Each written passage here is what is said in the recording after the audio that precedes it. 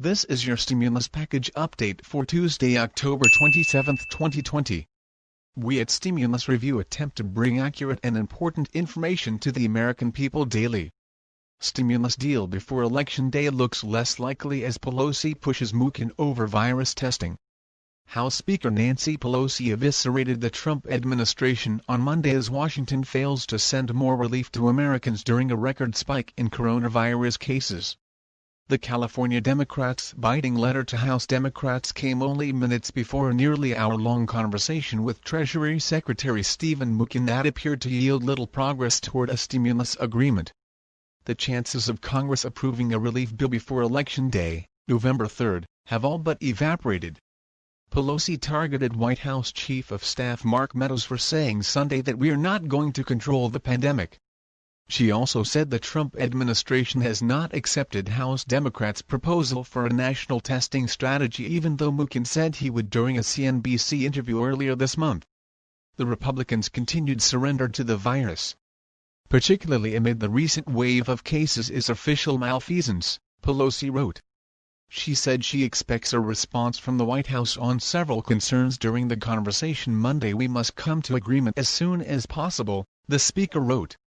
After Pelosi's call with Mnuchin, her spokesman Drew Hamill tweeted that we continue to eagerly await the administration's acceptance of our health language. He added that it is clear that our progress depends on Senate Majority Leader Mitch McConnell agreeing to bipartisan, comprehensive legislation. The Speaker remains optimistic that an agreement can be reached before the election, he continued. Spokesman for the White House and McConnell did not immediately respond to CNBC's request to comment on Pelosi's letter. The sides have failed to approve new aid money for months despite a climbing infection count and signs of a slowing economic recovery. Democrats have accused the White House of failing to grasp the gravity of the crisis, while Republicans have argued that Pelosi refuses to compromise. Democrats and the White House have most recently proposed $2.2 trillion and $1.9 trillion relief packages, respectively. Despite the similar target price tags for legislation, the sides still have not resolved disputes over testing, extra unemployment insurance, state and local government relief and liability protections for businesses, among other issues. The GOP-held Senate, meanwhile, is expected to adjourn until after the election following Monday's vote to confirm Supreme Court nominee Amy Coney Barrett.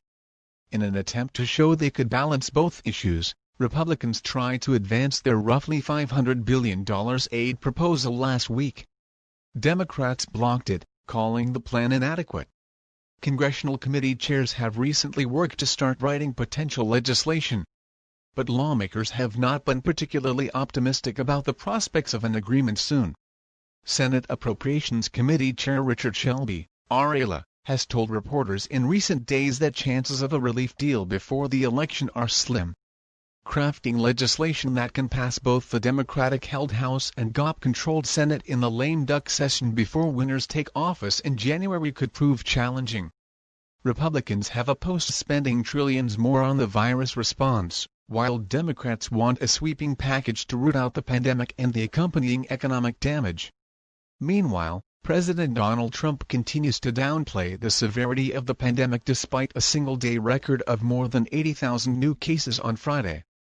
In a tweet Monday, he called the staggering number of infections a fake news media conspiracy.